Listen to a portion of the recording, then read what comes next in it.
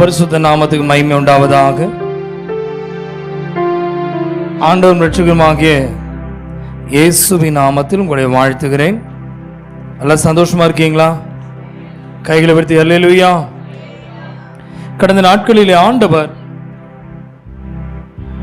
9 விதமான மனிதர்களை குறித்து ஆண்டவர் என்னோடு பேச சொன்னார். அப்படியாக ஒவ்வொரு வாரமும் கிட்டத்தட்ட 10 பேர் இருக்காங்க. அதில் நம்ம ஒவ்வொரு வாரத்திலையும் ஆண்டவர் ஒவ்வொரு வாரங்களிலே ஆண்டவர் நம்மோடு பேசி வருகிறார். முதல் நாளிலே ஆண்டவர் நம்மோடு பேசின வார்த்தை ஓசியா தீர்க்கதரிசன புஸ்தகம் 14ஆம் அதிகாரம் 1ஆம் வசனத்தை நாம் பார்த்தோம். நீ உன் அக்கிரமத்தினால் விழுந்தாய், கர்த்தரிடத்தில் திரும்பு என்று சொல்லி. கைகளை உயர்த்தி விடாமன்னு சொல்லுங்க. இதுதான் நம்முடைய ஒரு தலைப்பா எடுத்து, அக்கிரமத்தில் நீ விழுந்தாய், கர்த்தரிடத்தில் திரும்பு அப்படிங்கிற தலைப்பை கொடுத்து, இந்த பைபிள்ல யாரெல்லாம் அக்கிரமத்தில் விழுந்தாங்க, அவங்க திரும்பினதுனால அவங்க வாழ்க்கை எப்படி இருந்தது, திரும்பாம இருந்ததுனால என்ன நடந்தது, ஆவியானவர் என்ன நம்மிடத்தை எதிர்பார்க்கிறான்னு சொல்லி கடந்த வாரங்களிலே ஒவ்வொரு நபரை குறித்து நம்மோடு ஆண்டவர் பேசுகிறார். முதல் நாளிலே ஏதேனிலே விழுந்த ஏவாள் பற்றி நாம் பார்த்தோம். அடுத்து லோத்தின் மனைவியினுடைய வாழ்க்கையில் வந்த உலக ஆசையை பார்த்தோம். மூன்றாவது பிழையாம் என்ற தீர்க்கதரிசியை பார்த்தோம். சேர்ந்து சொல்லுங்க பார்க்கலாம். அடுத்தது ஆகாபின் ராஜாவை பார்த்தோம், ஆகானை பார்த்தோம். அடுத்தது ஆகானை பார்த்தது பிறகு ஆகாப்பை பார்த்தோம். 5 அடுத்தது யாருங்க? 6 கேயாசியை பற்றி பார்த்தோம். 7 யாருங்க? சத்தமா சொல்லுங்க. தாவீதை குறித்து பார்த்தோம். 7 பேரை நம்ம பார்த்தோம். இன்றைக்கு 8வது நபர், மிக முக்கியமான ஒரு நபர். அவர் புதிய ஏற்பாட்டில் ஆண்டவருடைய சீஷனாக இருந்த ஒருவன் தான் இந்த 8வது நபர், யூதாஸ் காரியோத். கைகளை விரித்து வெளியில சொல்லுங்களேன். இந்த யூதாஸ் காரியோத்தை குறித்து நம்ம பலமுறை நம்ம தியானிச்சிருக்கோம். தெரியும், இந்த சிறு வயதிலிருந்து கதைகள் எல்லாம் கேட்டுப்போம். யூதாஸ் எத்தனை வெள்ளிக்காசுனால காட்டி கொடுத்தான் சொல்லுங்க? 30 வெள்ளிக்காசுனால காட்டி கொடுத்தான். இயேசுவுக்கு அவன் பிரியமில்லாம செஞ்சதுனால அவன் கடைசியா தற்கொலை செஞ்சு அவன் இறந்துட்டான்னு சொல்லி எல்லாம் நம்ம பார்த்திருக்கோம். நம்முடைய வாழ்க்கையில இந்த யூதாஸை குறித்து தெரியாதவங்க யாருமே கிடையாது. பைபிள்ல புதிய ஏற்பாட்டில் யூதாஸ் மிக முக்கியமான ஒரு நபர். பாருங்க, சோத்திராண்டவரே, அருமையான தேவ பிள்ளையே, இந்த யூதாஸை பற்றி பார்க்கும் பொழுது இன்னைக்கு இந்த வாரத்தினுடைய தலைப்பு என்ன தெரியுங்களா? ஆசையும் அழிவும். என்னங்க? ஆசையும் அழிவும். நோட் பண்ணிக்கங்க. யூதாஸுக்கு ஆசை வந்ததுனால அவனுடைய வாழ்க்கையை அவன் கடைசியில தன்னைத்தானே அவன் அழிச்சுக்கிட்டான். பல கேரக்டருடைய வாழ்க்கையில அவன் வந்த வாழ்க்கை ஒவ்வொருத்தருடைய கேரக்டர் மூலமாய், ஒவ்வொருத்தருடைய சுபாவத்தின் மூலமாய் பைபிள்ல இருந்து கர்த்தர் அநேக நற்காரியங்களை நமக்கு கற்றுக் கொடுத்தார். இந்த புதிய ஏற்பாட்டில் ஆண்டவருடைய சீடன் யாரு? இந்த யூதாஸ் காரியோத் யாருன்னு கேட்டீங்கன்னா, 12 சீஷர்கள்ல ஒரு சீஷன் தான் இந்த யூதாஸ் காரியோத். இருக்கீங்களா? நான் பேசுறது புரியுது உங்களுக்கு? இவருடைய அழைப்பு பயங்கர ஒரு கிரேட்டான ஒரு அழைப்பு. பாருங்க, யூதாஸ் காரியோத்து எப்படிப்பட்டவன் பார்த்தீங்கன்னா ரொம்ப ஆச்சரியமா இருக்கும். அவனை ஆண்டவர் அழைத்த விதம். மத்தேயு எழுதின சுவிசேஷத்தின் புஸ்தகம் 10ஆம் அதிகாரம் முதல் வசனத்தை பாருங்க. அப்பொழுது அவர் தம்முடைய 12 சீஷர்களையும் தம்மிடத்தில் வரவழைத்து அசுத்த ஆவிகளை துரத்தவும் சகல வியாதிகளையும் சகல நோய்களையும் நீக்கவும் அவர்களுக்கு அதிகாரம் கொடுத்தார். பாருங்க, இந்த ஆமீன் அதிகாரம் கொடுத்தார். முதலாவது வசனம். 4ஆம் வசனத்தை பாருங்களேன். கானானியன் ஆகிய சீமோன் அவரை காட்டி கொடுத்த யூதாஸ் காரியோத் என்பவைகளே. நல்லா கவனிங்க. இந்த 12 சீஷர்கள் யூதாஸ் ஒரு சீஷன் தான். நம்ம யூதாஸை கடைசியா பார்க்கிறோம். அவருடைய முடிவை பார்க்கறதுனால தான் நமக்கு என்ன தோணுதுங்க? இவன் இப்படிப்பட்டவனா இருக்கிறானே, இயேசுவை முத்தத்தினால் சார், இவனை அழைத்த அழைப்பு பாருங்க, கிரேட்டான ஒரு அழைப்புங்க. பைபிள் தெளிவாய் சொல்லுகிறது. இவனை அழைத்த போது ஆண்டவர் சொல்றாருங்க, நீ எப்படி அசுத்தாவிகளை துரத்தணும், வியாதிகளை சகல நோய்களையும் நீக்கவும் அவனுக்கு அதிகாரம் கர்த்தர் கொடுத்தார். அருமையான தேவ பிள்ளை, இந்த யூதாஸ் காரியோத் இயேசு கிறிஸ்துவின் இடத்திலே அவன் அதிகாரத்தை பெற்றவன். வியாதிகளை குணமாக்க, நோய்களை நீக்க, அசுத்த ஆவிகளை துரத்த ஒரு பயங்கரமான அதிகாரம் உண்டு வாழ்க்கையில கர்த்தர் கொடுத்தார். ஆனா எவ்வளவு அவனுடைய ஆசை நிமித்தமாய், அவனுடைய உலக பிரகாரமான ஒரு ஆசை, இவ்வளவு பெரிய தேவனுடைய அதிகாரத்தை அவன் இழந்து சாதாரணமான ஒரு ஆர்டினரி பர்சனா அவன் சாதாரணமா எல்லாரும் சாவதை போல விட மிகவும் கொடிய கேவலம், அவன் கயிறெடுத்து தற்கொலை பண்ணி, ஹேங்கிங் பண்ணி தற்கொலை பண்ணி சாகறான் பாருங்க. ஒரு விசுவாசி. ஆண்டவரனை அழைத்த யூதாஸ் காரியத்தை பத்தி பெருசா அவனை குறித்து அதிகமா பைபிள்ல பார்க்க முடியாது. ஆனா யூதாஸ் காரியோத் என்பது கீரியோத் ஊரான் என்ற அவனுக்கு காரியோத் ஊரான் ஆகிய இவனுக்கு யூதாஸ்ங்கிற பேரு எப்படி வந்ததுன்னா, இந்த ஊராய் சார்ந்தவன், காரியோத் என்கிற ஊரை சார்ந்தவன். ஈரோடு அப்படிங்கிற ஒரு பிளேஸ், அதே போல காரியோத் என்கிற அந்த ஊரை சார்ந்தவன் தான் யூதாஸ். இவனுடைய அர்த்தங்களும் இவன் சீமோன் என்கிறதான ஒரு நல்ல ஒரு மனிதனுடைய மகன். நல்லா கவனிங்க, இப்பேற்பட்ட ஒரு நல்ல ஒரு அழைப்பு, பிசாசை துரத்துற வரும், அசுத்தாவியை துரத்துற வரும், வியாதியை குணமாக்குற வரும், வரங்கள், நோய்களை குணமாக்குற இத்தனை வரங்களை கொடுத்துதான் அவனை ஆண்டவர் அவன் ஊழியத்துக்கு அழைக்கிறார். கிஃப்டோட அதிகாரம். அதுவும் இல்லாம அவனை பாருங்க எப்படி இயேசு இந்த 12 சீஷர்களோடு அவனையும் ஆண்டவர் வைத்திருக்கிறார். இயேசு தம்முடைய சீஷர்களை அழைத்து கட்டளையிட்டது யூதாசையும் கர்த்தர் எப்படி அனுப்புகிறார் பாருங்க. அதே 10ஆம் அதிகாரம் 5ஆம் வசனத்திலிருந்து பாருங்களேன். இந்த 12 இயேசு அனுப்புகையில் அவர்களுக்கு கட்டளையிட்டு சொன்னது என்னவென்றால், நீங்கள் புறஜாதிய நாடுகளுக்கு போகாமல் சமாரியர் பட்டணங்களை பிரவேசியாமல் காணாமல் போன ஆடுகளாகிய இஸ்ரவேல் வீட்டார் இடத்திற்கு போங்க. போகையில் நீங்க என்ன செய்யுங்க, பரலோக ராஜ்யம் சமீபமாக இருக்கிறது என்று பிரசங்கியுங்கள். ரொம்ப முக்கியமான ஒரு வார்த்தை பாருங்களேன். இவனுடைய தரிசனம், ஆண்டவர் அவனை விரும்பினது, நீங்க போய் பரலோக ராஜ்யத்தை பத்தி பேசு. நல்லா கவனிங்க, அழைப்பு சாதாரண அழைப்பு இல்லைங்க. பரலோகத்தை குறித்து நீ பேசு. நீ மனம் திரும்புதலை பற்றி பேசு, பாவ மன்னிப்பின் நிச்சயத்தை பற்றி பேசு, ஞானஸ்நானத்தை பற்றி பேசு, பரலோக ராஜ்யம் ஒரு மனுஷனுக்குள்ள கடந்து வருவதை பற்றி பேசுன்னு சொல்லி அந்த 12 அப்போஸ்தலர்களையும் ஆண்டவர் என்ன செய்யறாரு, இந்த சீஷர்களையும் அபிஷேகம் பண்ணுகிறாரு, அவர்களுக்கு அதிகாரத்தை கொடுக்கிறாரு. பாருங்க, ரொம்ப முக்கியமான என்ன பாருங்க. 7ஆவது வசனத்துல 8ஆம் வசனம் பாருங்க. வியாதி உள்ளவர்களை சொஸ்தமாக்குங்கள், குஷ்டரோகிகளை சுத்தம் பண்ணுங்கள், மரித்தோரை எழுப்புங்கள், பிசாசுகளை துரத்துங்கள், இலவசமாய் பெற்றுங்க, இலவசமா கொடுங்க. ஹலோ, இந்த சுவிசேஷத்தை நீ போய் சொல்லு. இலவசமா நீ பெற்றுக்கொண்ட இந்த சுவிசேஷத்தை இலவசமா போய் சொல்லு.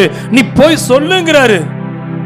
நல்லா கவனிங்க, இயேசு முதல் முறையாய் தம்முடைய சீஷர்கள் 12 பேரை ஆண்டவர் தெரிந்து கொண்டதனுடைய நோக்கமே பிதாவுடைய ராஜ்யத்தை சொல்ல, மனம் திரும்புதலை அறிவிக்க, பரலோக ராஜ்யம் சமீபம் என்று சொல்ல, அவர்களுக்கு ஒரு ரட்சிப்பை கொண்டு வருவதற்கு ஆண்டவர் இவர்களை தெரிந்து கொள்கிறார். ரொம்ப முக்கியமான சத்தியம் பாருங்களேன். வியாதிஸ்தனை குணமாக்கு, குஷ்டரோகிகளை சுத்தமாக்கு, மரித்தோனை எழுப்பியா, நீ போய் என்ன செய், இலவசமாய் பெற்றுக்கொண்டதை இலவசமா கொடுங்கிறார். கூடவே ஆண்டவர் 9ஆம் வசனத்தை பாருங்களேன். உங்கள் கச்சைகளிலே பொன்னையாவது வெள்ளியாவது செம்பையாவது, வழிக்காக பையாவது, 2 அங்கிகளையாவது பாதரட்சிகளையாவது, 10ஆம் வசனம், தடியாவது தேடி வைக்க வேண்டாம், வேலையால் தன் ஆகாரத்துக்கு பாத்திரனாயிருக்கிறான். ஹலோ, சீஷனுக்கு ஆண்டவர் சொன்ன, நீ வழிக்கு நீ என்ன செய்ய, பைய கொண்டு போகாத, வெள்ளிய கொண்டு, பொண்ணை கொண்டு, எதுவுமே கொண்டு வாண்ட, நீ போ. நீ வேலைக்காரனா, இந்த வேலைக்குரிய கூலியை வாங்க நீ பாத்திரனா இருக்க, நீ போங்கிற அனுப்புறார். எவ்வளவு பெரிய கிரேட்ஃபுல் காட்.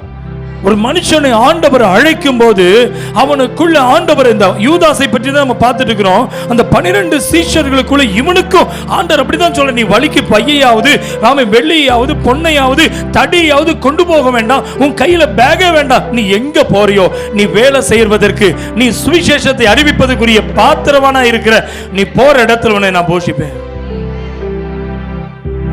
இப்படிதாங்க யூதாஸ் ஆண்டவர் அழைக்கிறாரு. கீழே பாருங்களேன், என்ன சொல்றாரு? எந்த பட்டணத்திலாவது கிராமத்திலாவது நீங்கள் பிரவேசிக்கும் போது அதில் பாத்திரமானவன் யார் என்று விசாரித்து நீங்கள் புறப்படும் அளவும் அவனிடத்தில் தங்கியிருங்கள். கவனிக்கிறீங்களா?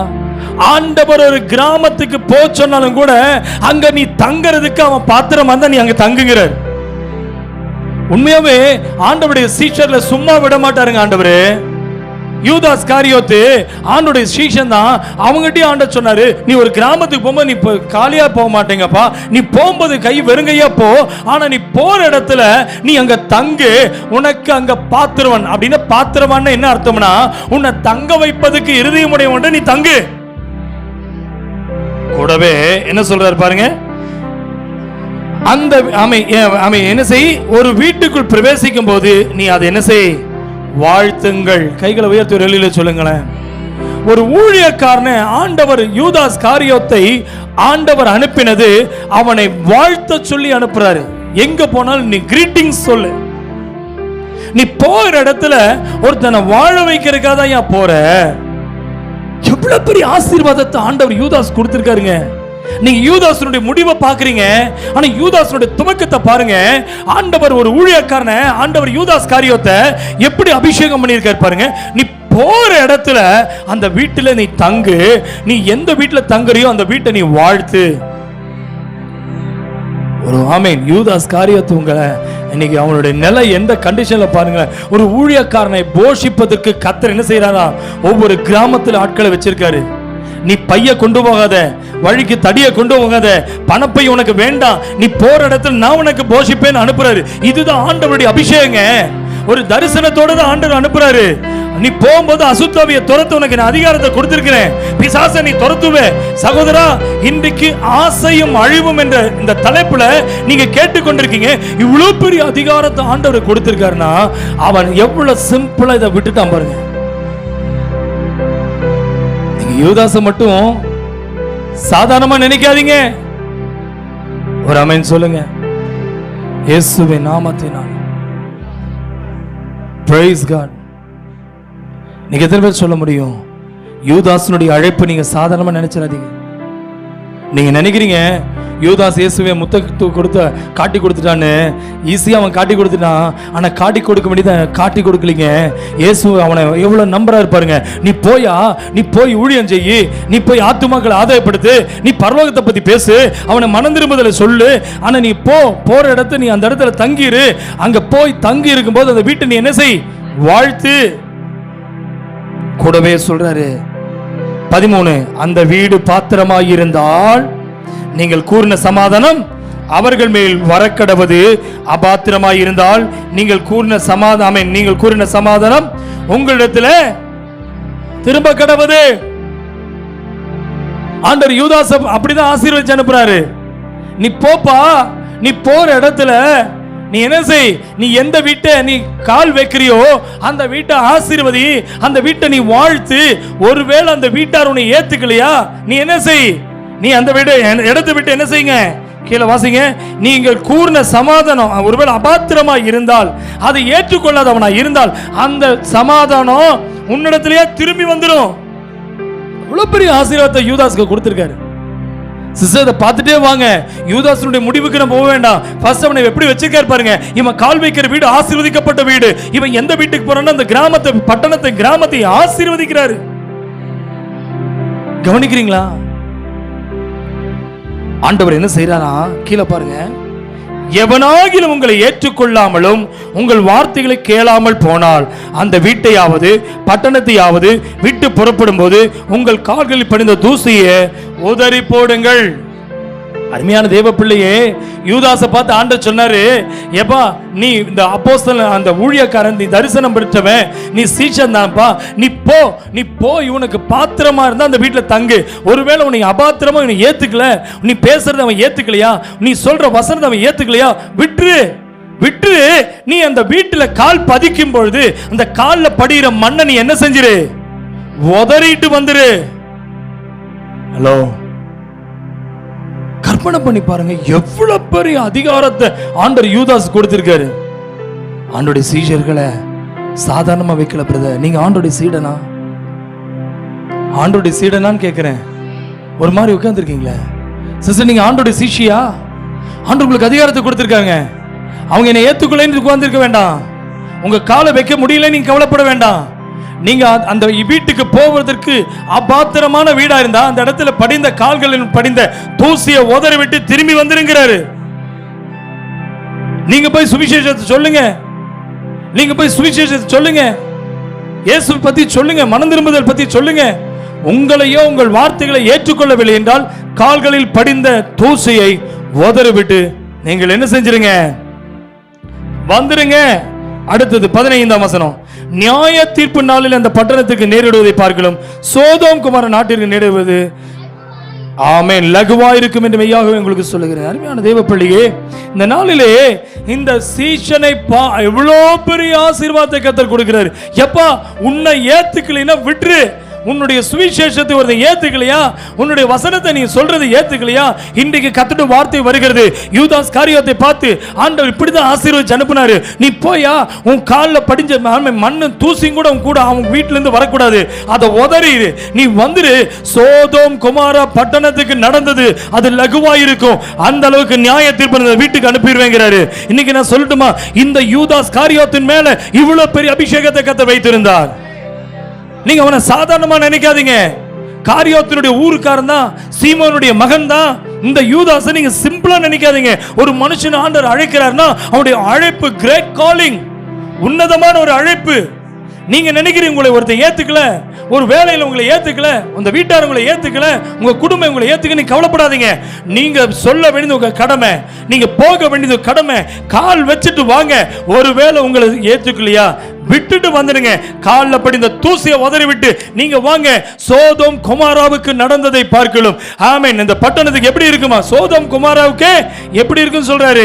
நியாய தீர்ப்பு நாள் இந்த பட்டணத்துக்கு நேரிடுவதை பார்க்கலாம். சோதோம் குமாரா நாட்டிற்கு நேரிடுவது லகுவாயிருக்கும் என்று கர்த்தர் சொல்றாரு. எங்க சோதம் குமாரன் நடந்து உங்களுக்கு தெரியும்ல. பட்டணத்தை விட்டு அந்த வெளியே வரும்போது பாவம் செய்த அந்த சோதம் குமாராவுக்கு ஆண்டவர் ஒரு அக்கினி நெருப்பவே அனுப்புறாரு. ஹலோ, அதே லகுவா இருக்குமா? கர்த்தருடைய வார்த்தையை கேட்காத, கர்த்தருடைய வார்த்தையை ஏற்றுக்கொள்ளாத, உன்னுடைய வாயிலிருந்து வருகிற வார்த்தையை, கர்த்தருடைய வார்த்தையை ஏற்றுக்கொள்ளாதவனை வெற்றுங்கிறாரு. நீங்க நான் உன்னை சொல்லட்டுமா, யூதாஸை ஆண்டவர் எப்படி அபிஷேகம் பண்ணியிருக்காரு பாருங்களேன். இவ்வளவு பெரிய யூதாஸ் பாருங்க. அதே மார்க் எழுதின சுவிசேஷத்தின் புஸ்தகம் திருப்பிக்கலாம். நம்முடைய பைபிளை திருப்பி மார்க் எழுதின சுவிசேஷத்தின் புஸ்தகம் வசனம் 3ஆம் அதிகாரம் வசனம் 13 முதல் பாருங்களேன். ஆண்டவர் எதுக்கு, எப்படி சீஷர்களை எதுக்காக அழைத்தாரா? 13 முதல் பாருங்க. பின்பு அவர் ஒரு மலையின் மேல் ஏறி தமக்கு சித்தமானவர்களை தம்மிடத்தில் வரவழைத்தார்.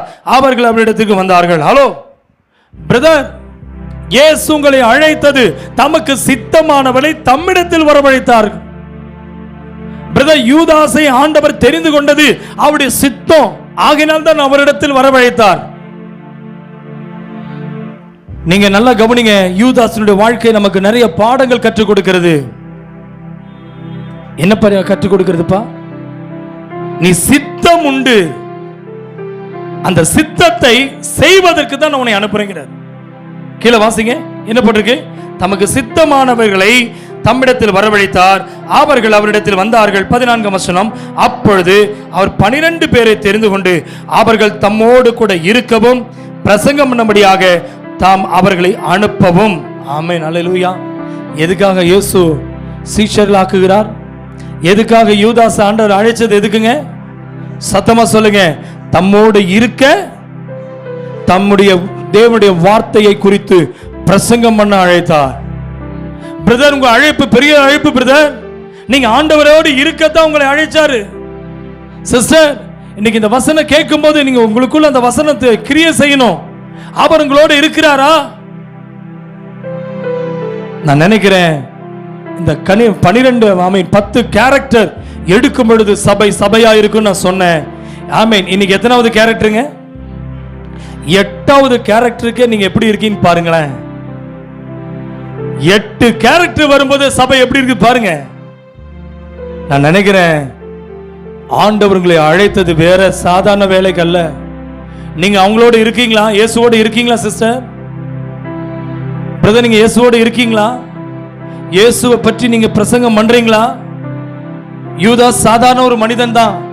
அவனை குறித்து டீட்டெயில் ஒன்றும் கிடைக்க அவன் போடல பைபிள் அவனை பற்றி விசாலமாய் வேற ஒன்றும் போடல. ஆனா அவனை அழைத்தது பெரிய ஒரு அழைப்பு. அவனை ஆண்டவர் அழைத்த போது, இங்க பாருப்பா, நீ என் கூட இருக்கவும் என்னை பத்தி பேசதான் அவனை அழைச்சேன். ஹலோ பிரதர், உங்களை எதுக்கு அழைச்சாரு தெரியுமா? பணத்தை சம்பாதிக்க அழைப்பல.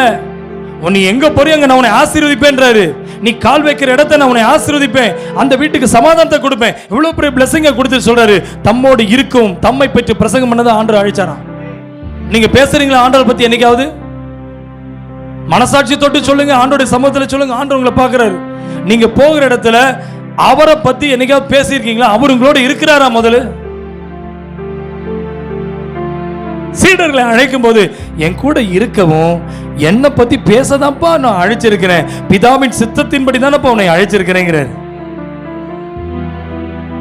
அருமையான தேவ பிள்ளையே, வேதம் தெளிவாய் சொல்கிறது. 15ஆம் வசனம் பாருங்க. வியாதிகளை குணமாக்கி பிசாசுகளை துரத்தும்படி அவர்கள் அதிகாரம் உடையவர்களாயிருக்கவும் அவர்களை ஏற்படுத்தினார். அப்போ உங்களை யார் ஏற்படுத்தினது ஆண்டவர் சொல்றாரு? எங்க யூதாசை யார் ஏற்படுத்தினதா சொல்லுங்க பிரதர். வியாதியை குணமாக்கி பிசாசுகளை என்ன செய்? துரத்தும்படி அவர்களை அதிகாரம் கொடுத்து அதிகாரம் உடையவர்களாய் இருக்கும்படி அவர்களை ஏற்படுத்தினார். எங்க பிசாசு நீங்க துரத்துறீங்களா? பிரதர் உண்மையா சொல்லுங்க, பிசாசு உங்களை துரத்திட்டு இருக்குதா? நீங்க நிறைய வீட்டுல பிசாசு உங்களை தான் துரத்துது. ஆண்டவர் உங்களை சும்மா அழைக்கலீங்க. இயேசு இல்லாம ஒருத்தன் இருக்கிறான், ஆலயத்துக்கு வரலையா, அவன் சர்ச்சுக்குள்ள வரலையா, பிசாசு அவனை துரத்திட்டே இருக்குன்னு அர்த்தம். ஆனா அவன் ஆண்டவரத்துல வந்துட்டானா, இவன் ஆண்டவருக்கு நாமத்தினால அதிகாரத்தோட பிசாசை இவன் துரத்துவாங்க. பிரதர், நீங்க சர்ச்சை விட்டுட்டீங்க, ஆண்டவரை விட்டுட்டீங்க, இயேசுவை விட்டுட்டீங்கன்னா, இயேசுடைய வசனத்தை மறந்துட்டீங்கன்னா பிசாசு உங்களை துரத்த ஆரம்பிச்சிடும். ஆனா ஆண்டோடைய சித்தத்தை செய்ய உள்ள வந்துட்டீங்கன்னா, ஆண்டோடைய சத்தத்தை கேட்க ஆரம்பிச்சிட்டீங்கன்னா, உங்க மூலமா பிசாசுகளை துரத்தவும் ஆண்டவர் அதிகாரம் உங்களை கொடுத்துருவார். நீங்க நிறைய இடத்துல பாத்தீங்களா, நிறைய கோயில்கள்ல பயங்கர கூட்டம், நிறைய இடத்துல பிரச்சனை, மசூதிகளிலும் ஸ்தோத்திரம், எல்லா இடத்துல பாருங்க, எல்லா இடத்துல கூட்டம் பாருங்க. எதுக்கு தெரியுங்களா? இவன் எப்படியாவது விடுதலை ஆகணும், பிசாசு கிரியிலிருந்து விடுதலை ஆகணும். தன் பிள்ளையை கூட்டிட்டு போறான், புருஷனை கூட்டிட்டு போறான், மனைவியை கூட்டிட்டு போறான். எதுக்கு? பிசாசின் கட்டிலிருந்து விடுதலையாக. ஆனா ஆலயத்துக்கு வரவன பிசாசின் கட்டுகளை உடைக்க மாத்திரம் இல்ல, உங்களை ஏற்பாடு செய்த நீங்க பிசாசை துரத்த. இப்ப பாருங்க, பிசாசை நீங்க துரத்த போறீங்க. எத்தனை பேர் துரத்தலாம் ரெடியா இருக்கீங்க? கை உயர்த்தி. பயந்து பயந்து தூக்குறீங்கப்பா பிரதர். பிசாசு உங்களை துரத்துதா? இன்னைக்கு விசுவாசிங்க, இன்னைக்கு பிசாசுகளை துரத்த தான் ஆண்டவர்களை ஏற்படுத்தி இருக்காரு. சர்ச்சுக்கு ஏயா போறேன்னா, சர்ச்சுக்குள்ள போனா நான் பிசாசை துரத்துவேன். வியாதியை குணமாக்குவேன். நீங்க போய் ஜோமனு, வியாதி குணமாகும். மரித்தவனை எழுப்புவீங்க, அற்புதம் நடக்கும் சிஸ்டர். நீங்க ஜோமனி பண்ணாதனாலதான் பிரச்சனை. நீங்க என்ன நினைக்கிறீங்கன்னா, பிசாசு என்னை ஏதோ தீண்டும். இல்லைங்க, உங்களுக்கு ஆண்டவர் அதிகாரத்தை கொடுத்தாரு. 12 சீசன்ல யூதாஸ்க்கு அப்படிப்பட்ட அதிகாரத்தை கொடுத்தாரு. தம்மோட இருக்கவும் தம்மை பற்றி பேசவும். இதுக்கு தான் என்னை அழைச்சாரு. ஐயா, சர்ச்சுக்கு எதுக்கு வரோம்? அவரை பற்றி பேச வரோம், அவரை பற்றி பாட வரோம், அவரை பற்றி பேச வரோம், அவரோட இருக்கதான் சபைக்கு வரோம். அதை சொல்லித்தரதான் சபை. இலவசமாய் பெற்றீங்க, இலவசமாய் கொடுங்க. ஒரு வழிக்கு நீ பைய கொண்டு போகாதுங்கிறாரு. நீ கையில காமே வெள்ளிய பொன்னியம் கொண்டு போகாத. நீ கையில எப்பவுமே வசனத்தோட நீ போ, அதிகாரத்தோட நீ போ. என் நாமத்தினால் நீ போய் சொல்லு, அந்த இடத்துக்கு நான் விடுதலை தருவேங்கிறாரு. சிஸ்டர், உங்க கையில பணத்தை கொண்டு வர சொல்ல ஆண்டவர். பிரதர், உங்க கையில பணம் வேண்டாம். உலகத்துல பிசாச துரத்துனா பணம் வேணும். ஆனா இயேசு விடுதலை வந்தா இலவசமாய் பெற்றுக்கொள்ளலாம். நீங்க ஜெபிச்சு பாருங்க. யூதாஸ் காரியத்துக்கு எவ்வளவு பெரிய ஆசீர்வாதத்தை ஆண்டவர் கொடுத்தாரு தெரியுமா? பாருங்க, அந்த வசனத்தை கீழே பாருங்க. ஆமென். அதே அல்லேலூயா. லூக்கா எழுதின சுவிசேஷத்தின் புத்தகம் 6ஆம் அதிகாரத்தை திருப்பிக்கலாமா? லூக்கா எழுதின சுவிசேஷத்தின் புத்தகம் 6ஆம் அதிகாரம் 13ஆம் வசனமும் 14வது வசனத்தை பாருங்களேன். பொழுது விடிந்த பொழுது அவர் தம்முடைய சீஷரை வரவழைத்து அவர்கள் 12 பேரை தெரிந்து கொண்டு அவர்களுக்கு அப்போஸ்தலர் என்று பெயரிட்டார். ஹலோ, கவனிக்கிறீங்களா? அப்போஸ்தலர் என்றால் அனுப்பப்பட்டவன் என்ற அர்த்தம். அப்போஸ்தலர் என்றால் அனுப்பப்பட்ட. அப்ப சீஷர்களை ஆண்டவராகிய இயேசு கிறிஸ்து எப்படியா மாத்துறாரு? இவன் இனி நீ அப்போஸ்தலன் என்று எண்ணப்படும். அப்ப 12 சீடர்களிலே ஒருவன் அப்போஸ்தலர். 12 பேர் ஆண்டவர் சீஷர்களை அப்போஸ்தலரை மாற்றுகிறார். அந்த அப்போஸ்தலர்கள் யாரும் கேட்டீங்கன்னா யூதாஸ் காரியோத்தும் ஒரு அப்போஸ்தலன் தான். ஹலோ, கவனிக்கிறீங்களா? எங்க 12 சீடர்கள்ல யூதாஸ் காரியோத்து ஒரு அப்போஸ்தலன். அப்ப அப்போஸ்தலனை பற்றி ஆண்டவர் எப்படி சொல்றாரு பாருங்க. ஆண்டவர் எப்படி அதிகாரத்தை கொடுக்கிறார்? 14 ஆமென் 16 வாசிங்க. யாக்கோபின் சகோதரனாகிய யூதா துரோகியான யூதாஸ் காரியோத் என்பவர்களே. ஹலோ, அப்போஸ்தலன் அபிஷேகத்தை வாங்கிட்டான். ஆனா ஆண்டவர் கூட இருக்கும்போது அவன் எப்படிதான் மாறிட்டான்? சத்தமா சொல்லுங்க, துரோகியா மாறிட்டான். பிரதர், ஆண்டவருக்கு துரோகம் பண்றீங்களா? கொடுத்த ரட்சிப்ப, கொடுத்த அந்த அப்போஸ்தலன் அபிஷேகத்தை நீ துரோகம் பண்றீங்களா? இன்னைக்கு ஆண்டவர் உங்களோட பேசுறாரு. ஒப்பு கொடுங்க, ஜெபிங்க பிரதர். நீ துரோகியா மாறக்கூடாது. பைபிள் தெளிவா சொல்லுகிறது. யூதாஸ் காரியோத் துரோகியா மாறிட்டான். பைபிள் சொல்லுது இவன் ஒரு அப்போஸ்தலன். விசுவாசிகளே, ஆண்டவருக்கு முன்பாக நம்ம இப்படி இருக்கிறோம். ஆகையினால் தான் அவருடைய முடிவை பாருங்களேன், என்ன நடந்தது பாருங்க. ஹல்லேலூயா. அந்த துரோகியான யூதாஸ் என்று வேதம் சுட்டி காண்பிக்கிறது. யூதாஸ் காரியோத் அவனை பற்றிய பார்க்கும் பொழுது அவன் 12 சீஷர்கள் ஒருவனாய் இருந்தான். அவனை ஆண்டவர் அப்போஸ்தலனா மாத்தினாரு. அவன் துரோகிக்கிறவனாய் மாறினான்.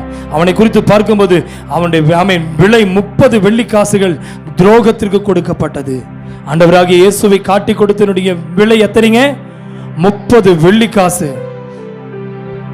அவனுடைய இறப்பு, இயேசு தண்டிக்கப்பட்டதை கண்ட யூதாஸ் மனம் வருந்தி அந்த பணத்தை தூக்கி எறிந்து பின்னர் அவன் மரணம் அடைந்தான். என்னங்க, அந்த வாங்கின 30 வெள்ளிக்காசுல 1 ரூபாய் கூட அவன் செலவு பண்ணலைங்க. 30 வெள்ளிக்காசு அவன் வாங்கினான். பாத்தீங்களா? இயேசுவை காட்டி கொடுத்த துரோகத்துக்காக பணத்தை வாங்கினான். எந்த இயேசு சொன்னாரு, நீ யார்கிட்டையும் எதையும் கேட்காத, நீ வழிக்கு பைய கொண்டு போகாத, வெள்ளியும் பணம் உன் கையில வேண்டாம், நீ போற வீட்டை நான் ஆசீர்வதிப்பேன்னு சொன்னாரு. ஆனா அதே யூதாஸ் அப்போஸ்தலனுடைய அபிஷேகத்தை வாங்கின பிறகு ஆனா அவன் துரோகியா மாறிட்டான். ஆனா இயேசு என்ன செய்தார் தெரியுமா? இவனுடைய துரோகத்தை அறிந்திருந்துமே இவனை நல்லவனாக அவனை நம்பினார். யூதாஸ் காரியத்தை ஆண்டவர் எப்படி நம்பினாரா? நல்லவனாக. ஏன்னா இவனுடைய துவக்கம் எப்படிதான் இருந்திருக்கு? மகிழ்ச்சியில தொடங்கி இருப்பான். யூதாஸ் காரியத்தினுடைய தொடக்கம் எப்படி இருந்ததுங்க? மகிழ்ச்சி. ஏன்?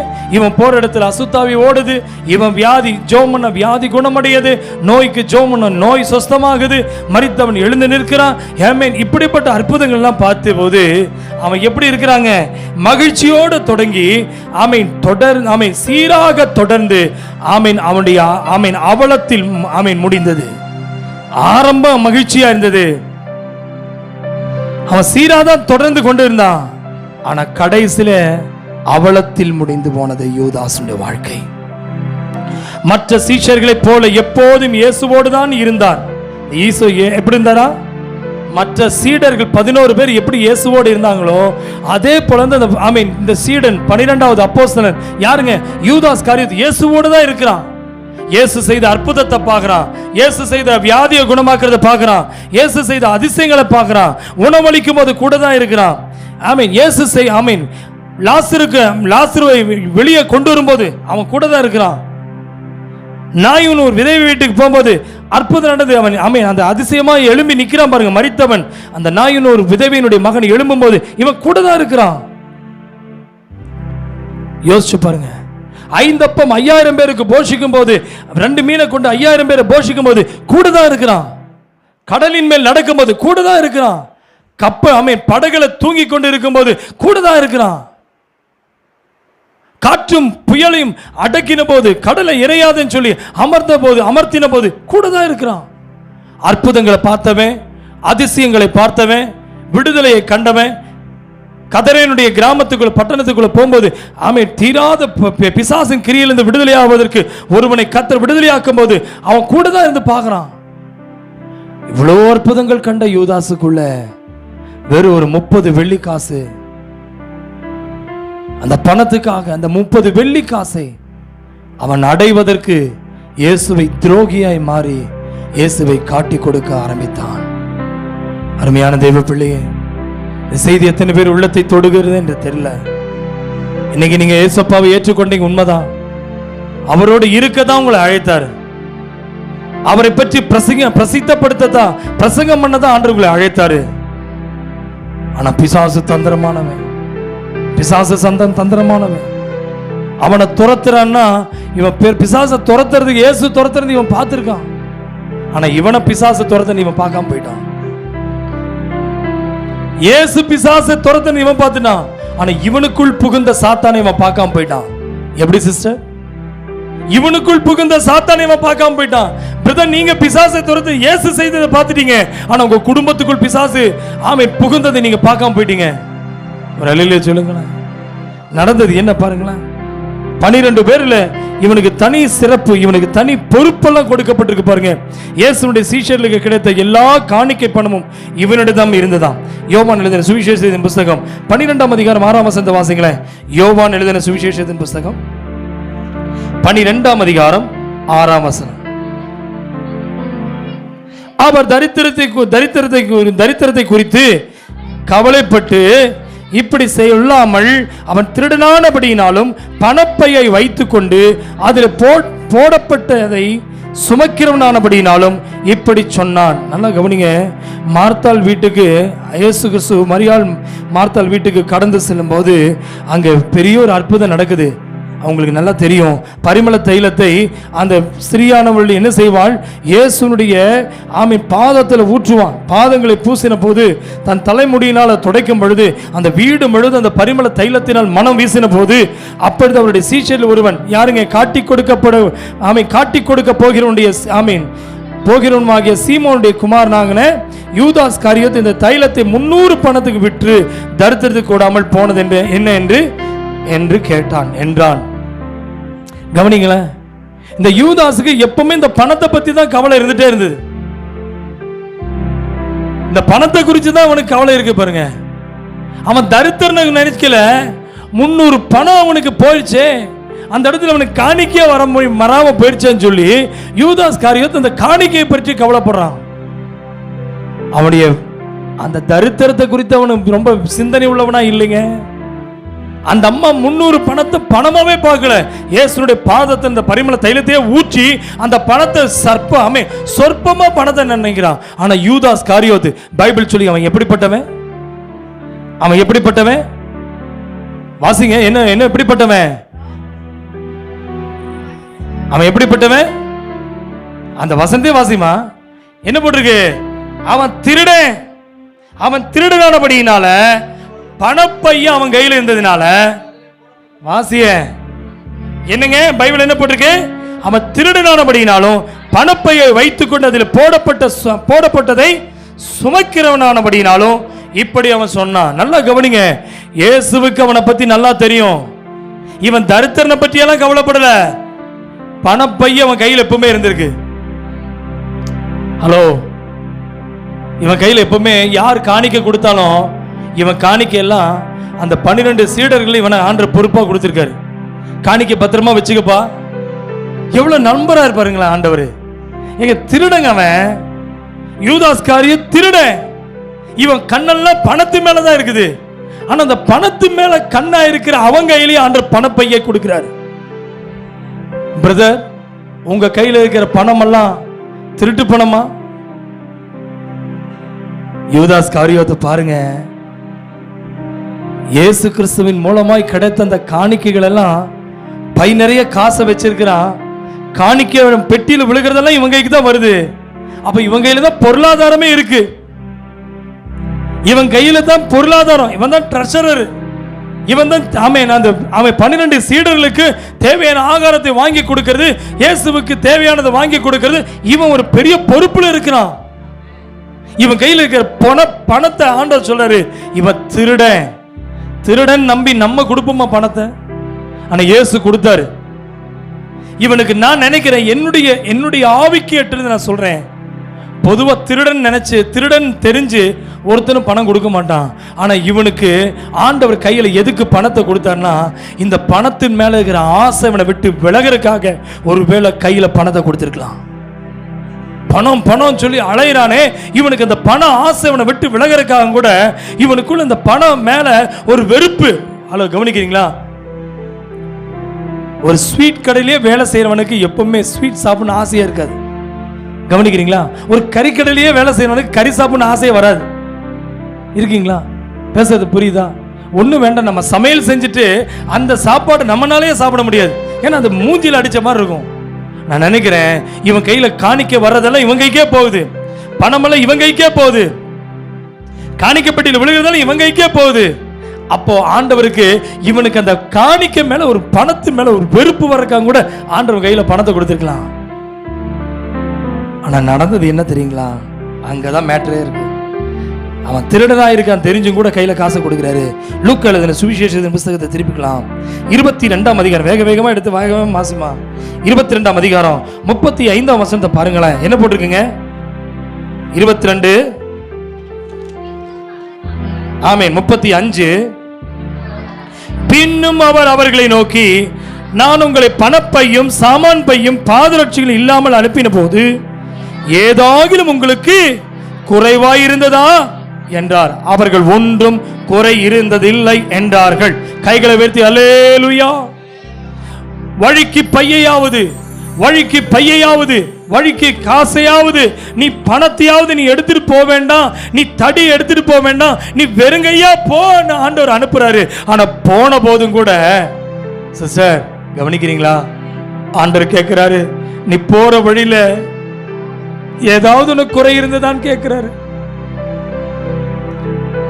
பிரதர், ஹலோ சிஸ்டர், நீ இயேசுவை ஏற்றுக்கொண்டதுக்கு அப்புறம் வாங்குற சம்பளம் குறைவு, சம்பாத்தியம் கம்மி, வருமானம் கம்மி, நம்ம யாருன்னு தெரிஞ்சும் கூட ஆண்டவர்களை வெறுமையா கைய வெறுங்கையா அனுப்பவே இல்லைங்க.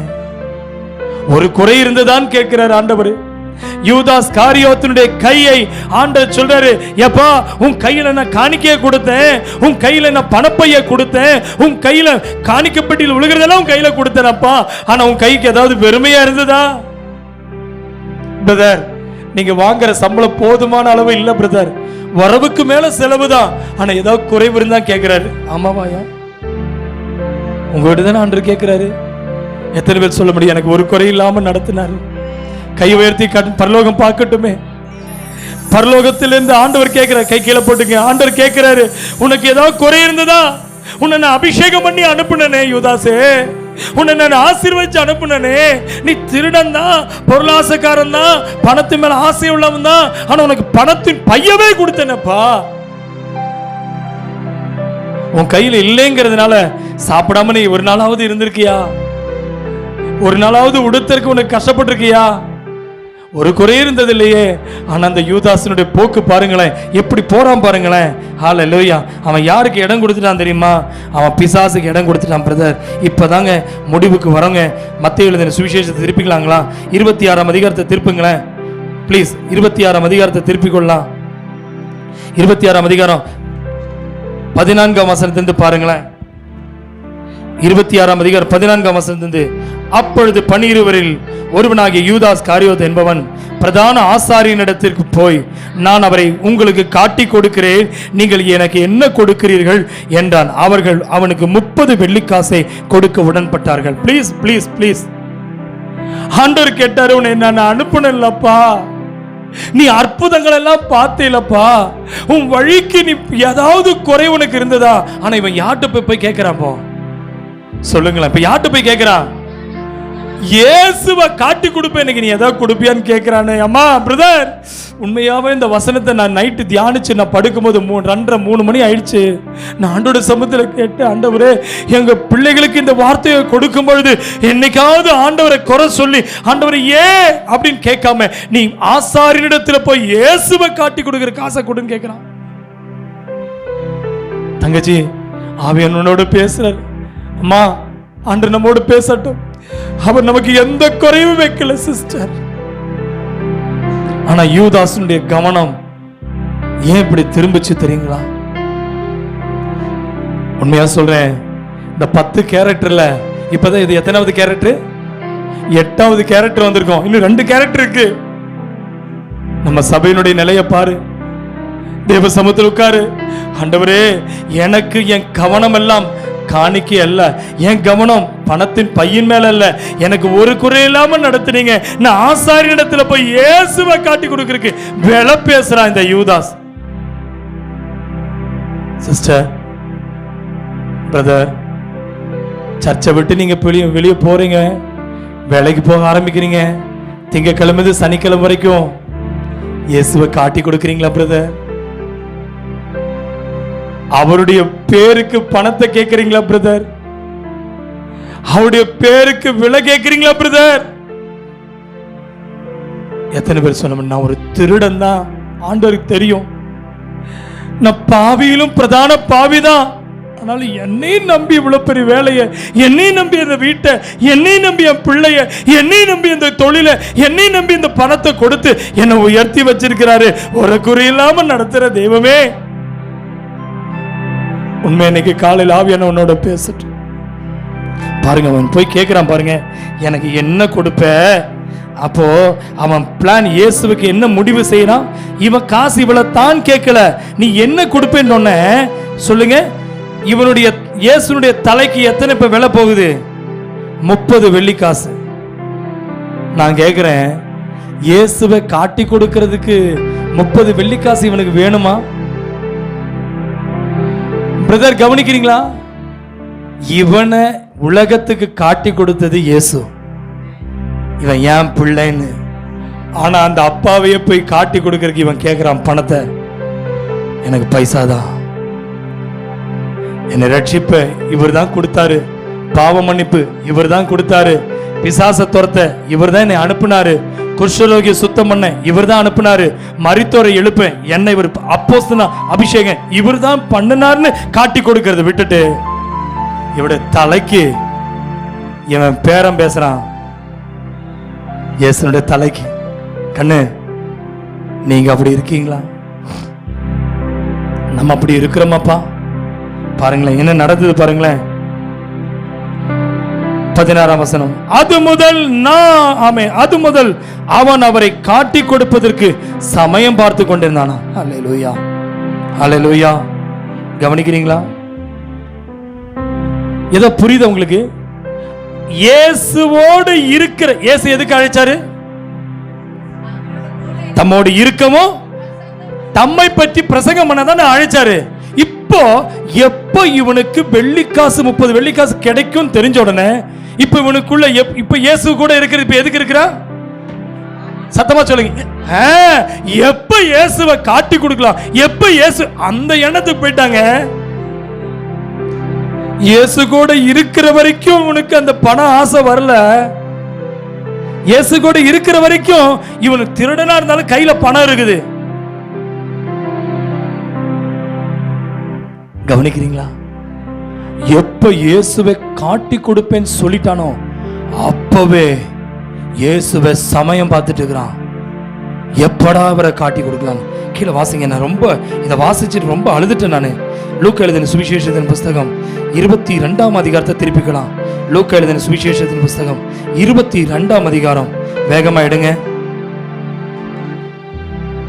2-6 பாருங்களேன். அப்பொழுது பிரதான ஆசாரியரும் வேதபாரகரும் அவரை கொலை செய்யும்படி யோசித்து ஜனங்களுக்கு பயப்பட்டபடியினால் எவ்விதமாய் அப்படி செய்யலாம் என்று வகை தேடினார்கள். நன்றாக கவனிங்க. பிரதான ஆசாரியர் வேதபாரகர் அவரை கொலை செய்யும்படி யோசித்து ஜனங்களுக்கு பயப்பட்டபடியினால் எவ்விதமாய் அப்படி செய்யலாம் என்று வகை தேடிக் கொண்டிருக்கிறார்கள். யூதர்கள் இயேசுவை கொலை செய்ய வழியையும் நேரத்தையும் தேடிக்கொண்டிருந்த போது இவனே போய் சிக்கிட்டான். கவனிக்கிறீங்களா? வேதபாரர்களும் ஆசாரியர்களும் இயேசுவை கொலை செய்ய ஏதாவது ஒரு சான்ஸ் கிடைக்குமான்னு தேடும் போது இவனா போய் சிக்கிட்டான். ஏதோ உங்களுக்கு புரியுதுங்களா? அது வரைக்கும் இவங்களால தொடவே முடியல இயேசுவை. இப்ப உங்களுக்கு புரியுதுன்னு நினைக்கிறேன். நீ வழிக்கு பையாவது பொன்னையாவது வெள்ளியாவது எடுக்க வேண்டாம். நீ எந்த வீட்டுக்கு போறியோ அங்க உனக்கு சாப்பாடு கிடைக்கும். நீ எங்க போறியோ அந்த வீட்டை ஆசீர்வதிப்பேன், எந்த வீட்டை வாழ்த்துறியோ அந்த வீட்டுக்கு சமாதானம் வரும். நீ போன்னு அனுப்புறாரு. எவ்வளவு பெரிய அப்போஸ்தலனா மாத்திட்டாரு. இவன் திருடன்பா, இவன் துரோகின்னு பைபிள்ல சொல்லுது. ஆனாலும் அப்போஸ்தலனா மாத்தினார். பிரதர், நீங்க கர்த்தரால் அனுப்பப்பட்டவர்கள் பிரதர். ஆண்டவனை அழைச்ச அழைப்பு பெரிய கிரேட். ஆனா இவன் என்ன பண்றான்? இயேசுவுக்கே விலை பேசுறான். எதா கிடைக்கும் ஐயா? பாத்தீங்களா என்னாச்சுங்க? லூக்கா 22:3 பாத்தீங்களா? என்ன வாசிச்சீங்க? அப்பொழுது 12 ஒருவனாகிய யூதாஸ் காரியத் என்னும் மறுபேர் கொண்ட யூதாசுக்குள் சாத்தான் புகுந்தான். ஹலோ, இப்ப நீங்க கேப்பீங்க, ஐயா இயேசு கூட தானே இவன் இருந்தான், எப்படி சாத்தான் புகுந்துவான்? இத புரியுதா உங்களுக்கு? எப்போ ஆசாரியனிடத்துல போய் இயேசுவை காட்டி கொடுக்க காசு கொடுப்பியான்னு கேட்டானோ அப்பவே உள்ள யார் வந்துட்டா? சாத்தான் வந்துட்டான். ப்ளீஸ் பிரதர், இயேசுவை ரட்சிக்க கூடியவரை காண்பி. இலவசமா வாங்கின பணத்தை, ஆசீர்வாதத்தை இலவசமா கொடு. நீ காணிக்கப்பட்டி மேல அவனுக்கு கண்ணு, தரித்திரத்தின் மேல கண்ணு இல்ல, பணத்தின் மேல கண்ணு. ஆனா இழந்தான். யாரை இழந்தான் சொல்லுங்க? யாரை இழந்தான்? இயேசுவை இழந்தான். இப்ப இவனுக்குள்ள யார் புகுந்தா? சாத்தான் புகுந்தான். உங்களுக்கு புரிஞ்சிருச்சுன்னு நினைக்கிறேன். சத்தியம் உங்களுக்கு புரிஞ்சிருச்சுன்னு நினைக்கிறேன். பாருங்க என்ன நடந்தது தெரியுமா? சாத்தான் புகுந்தான்.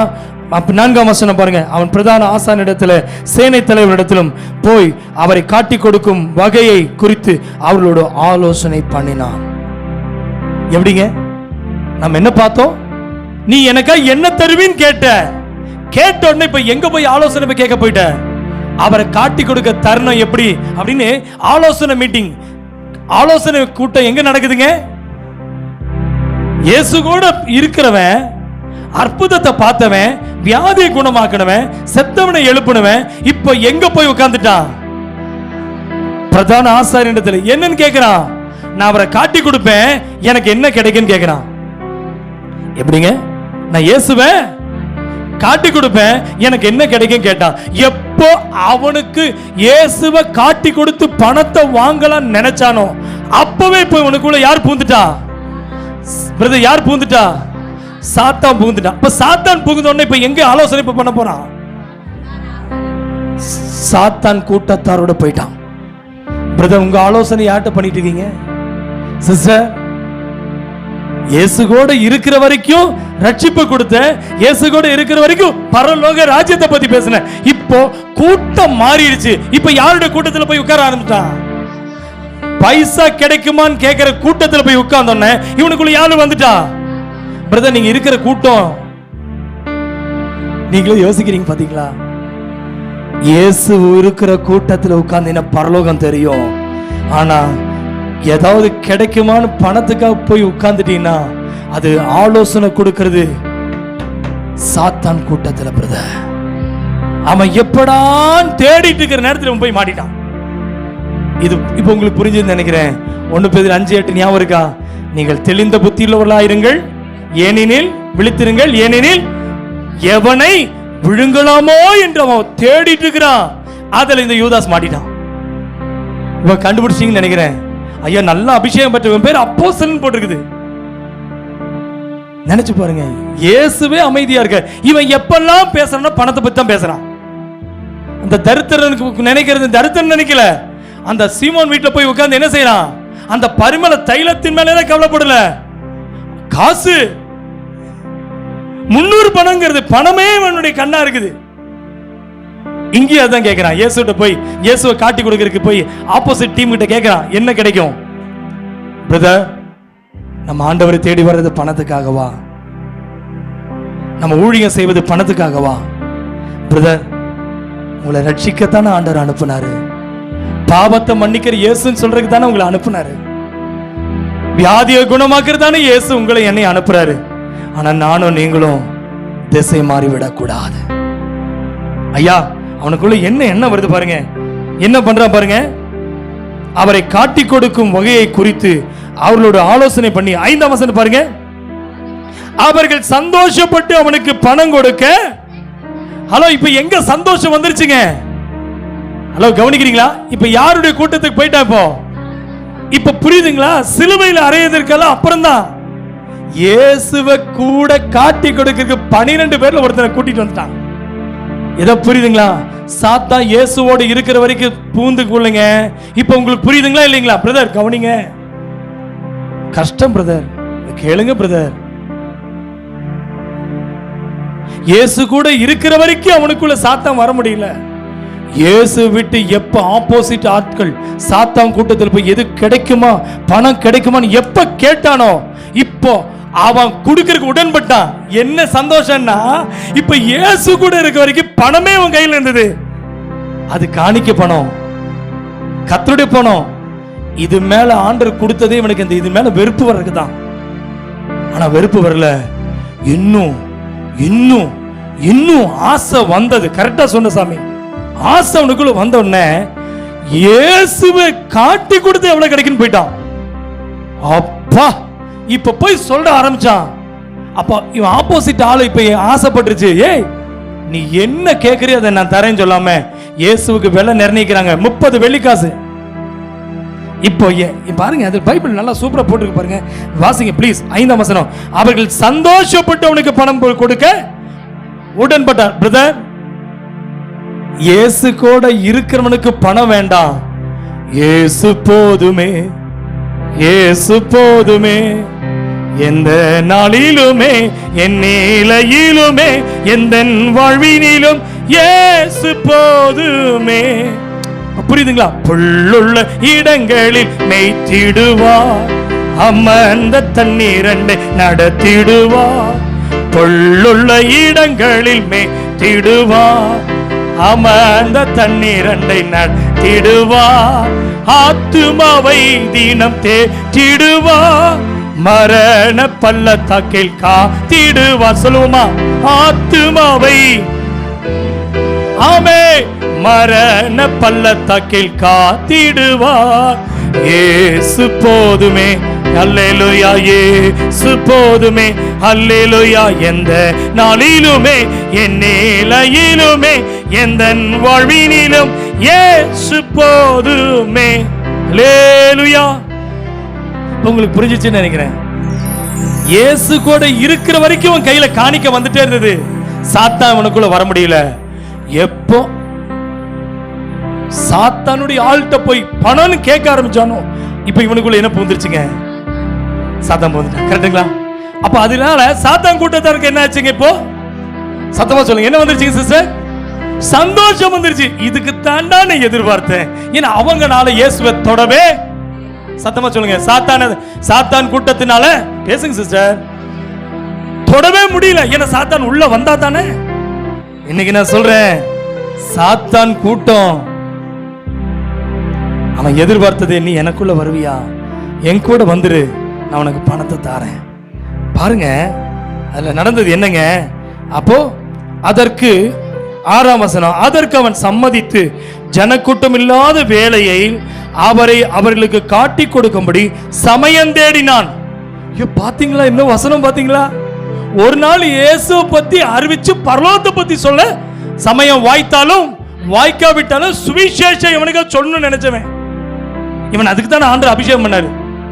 நீ போய் இலவசமா பெற்ற சுவிசேஷம் சொல்லு, பரலோக ராஜ்யத்தை சொல்லு, அசுத்தாவியை துரத்துனவரு இப்ப எதுக்கு சமயம் தேடுறான்? உங்களுக்கு புரிஞ்சிருச்சுன்னு நினைக்கிறேன். சாத்தான் உள்ள வந்தாவே இயேசுவை காட்டி கொடுக்க, இயேசுவை சிலுவையில் அறைய, எப்படா அந்த ராஜ்யத்தை அழிக்கலாம்னு நினைக்க, வேற யாரும் இல்லைங்க, இயேசுவோட இருந்தவனையே தேடி கொண்டு வந்துட்டான். அம்மா ப்ளீஸ் இன்னைக்கு ஜெபம் பண்ணுங்களேன். ஐயா, யூதாஸ் காரியத்துக்குள்ள சாத்தான் புகுந்ததுனால ஆமீன், சாத்தான் கூட்டம் சந்தோஷப்பட்டுச்சு. ஒரு நாள் சாத்தான் கூட்டம் சந்தோஷப்படக்கூடாது. இன்னைக்கு ஜெபிங்க இயேசுவின் நாமத்தினால, இயேசுவின் நாமத்தினால. எடுத்து வாசிங்க வேகமா யோவான் எழுதின சுவிசேஷத்தின் புத்தகம் 13ஆம் அதிகாரம் ஆமென். முதல் 2 வசனத்தை பாருங்களேன். யோவான் 13:1-2. பஸ்கா பண்டிகைக்கு முன்னே இயேசு உலகத்தை விட்டு பிதாவிடத்தில் போகும்படியான தம்முடைய வேளை வந்தது என்று அறிந்து தம் உலகத்தில் இருக்கிற தம்முடையவர்களிடத்தில் அன்பு வைத்தபடியே முடிவு வரைந்த அவரிடத்திலே அன்பு வைத்தார். நல்லா கவனிங்க. யூதாஸ் காரியோத் இயேசுவை காட்டி கொடுக்க போறான்னு இயேசுவுக்கு தெரிஞ்சு எப்படி நேசிக்கிறாரா சிஸ்டர்? ஆதியில வைத்த அன்பை கடைசி வரைக்கும் நாம் அன்பு வச்சிருக்கோம். ஐயா, நீங்களும் நானும் எப்படி இருக்கணும் தெரியுங்களா? யூதாஸ் காரியோத் ஒருவேளை அவன் தவறுகிறான் தெரிஞ்சுமே இயேசு கடைசி வரைக்கும் அவன் மேல அன்பாகவே இருந்தார். இவனுக்கு வாய்ப்பை கொடுக்கிறாரு. திரும்பி இவன் மனம் திரும்பிடுவானா? திரும்பி இவன் ரட்சிக்கப்பட்டுருவானா? திரும்பி இவன் பரலோகத்துக்கு ராஜ்யத்து சுவிசேஷத்தை அறிவிக்க அந்த 12 அப்போஸ்தலருடைய செலக்ஷன் இவன் வந்துருவானா? ஆண்டவர் பார்க்கிறாரு. நடந்தது என்னங்க பாருங்களேன்.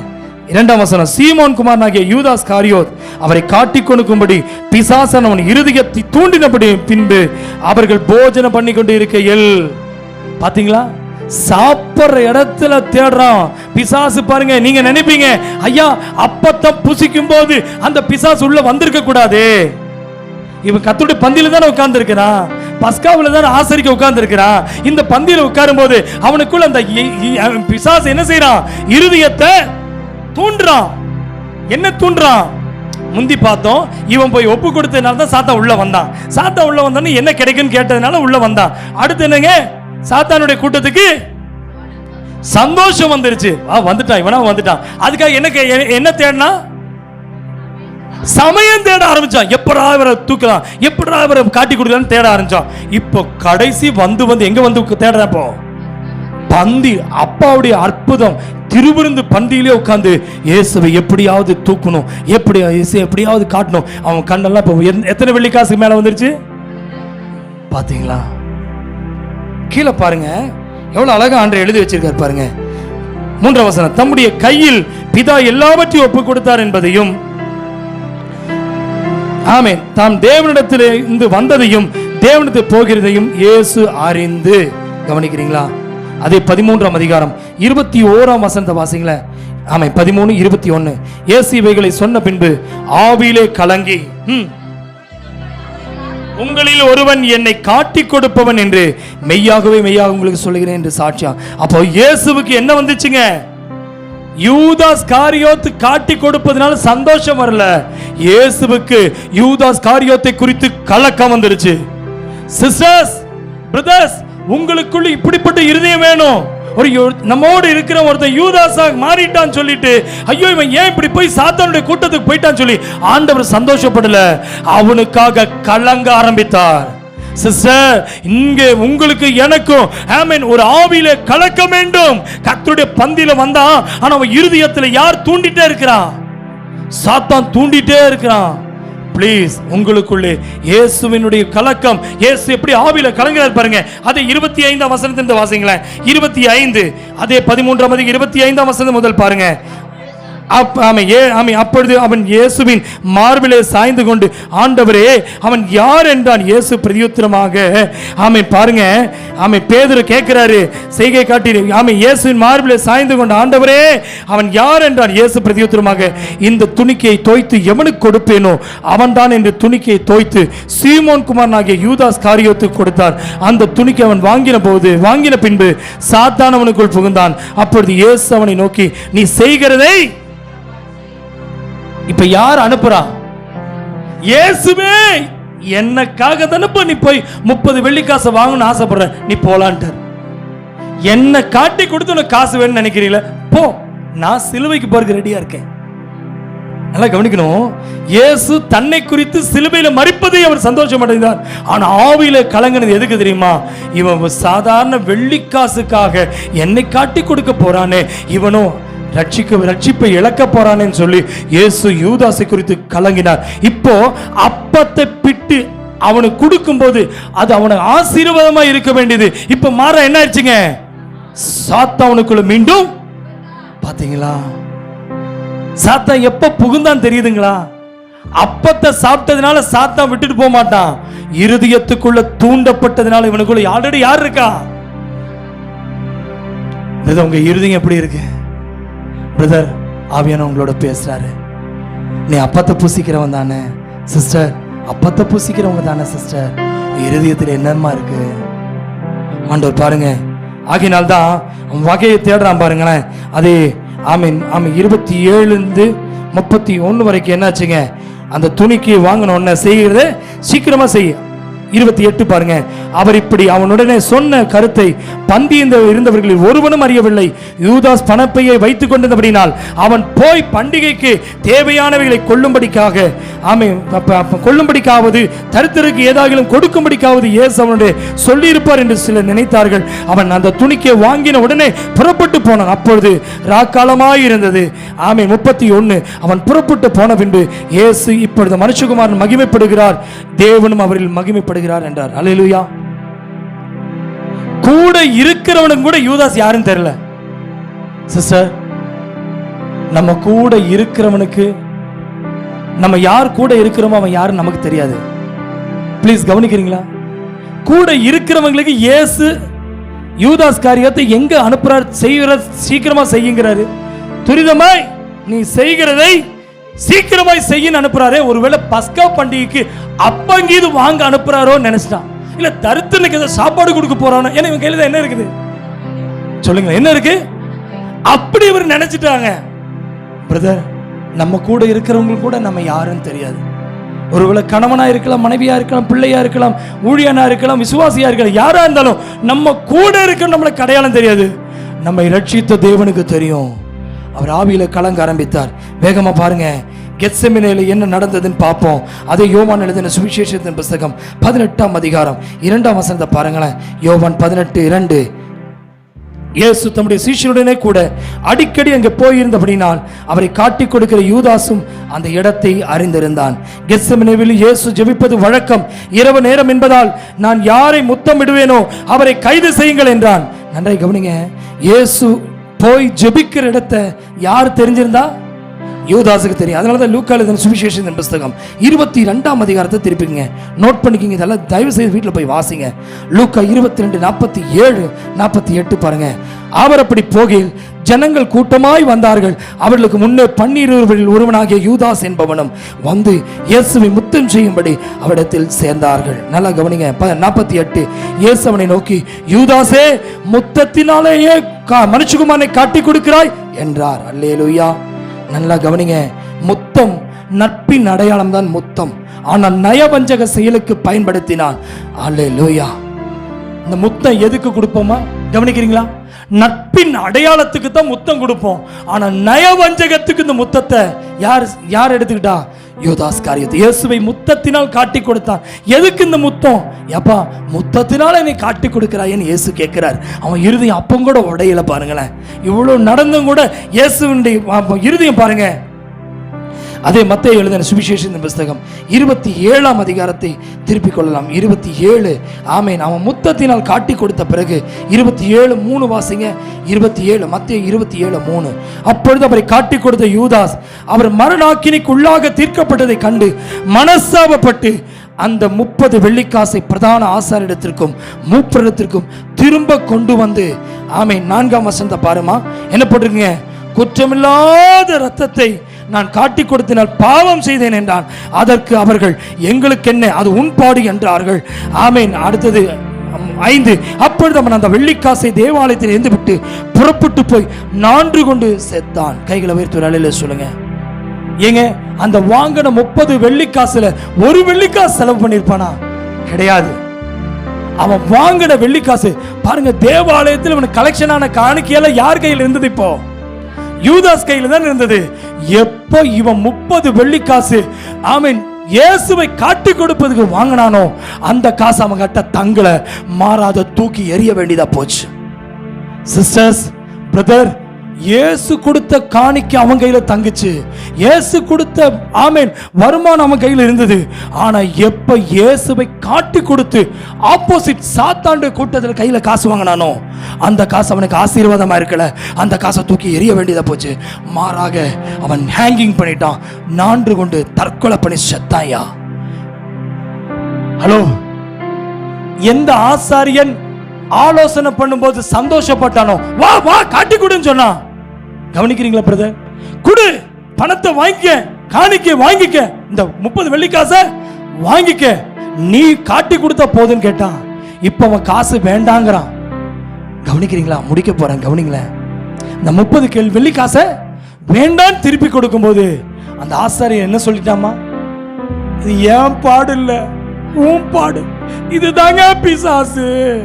பிரதர், வாங்க வச்சவன் வந்தானே, சாத்தான் உள்ள பூந்தனால தானே வாங்கினா, வாங்கணும்னு ஆலோசனைக்கு கொண்டு போனவன் யார்தான்? பேசு சிஸ்டர். சாத்தான் தானே கூட்டிட்டு போனா. அதே ஏசப்பாவுடைய திருவிருந்தில் உட்கார்ந்த போது அப்பத்தை வாங்கின போது கூட யார் இறுதியை தூண்டினது?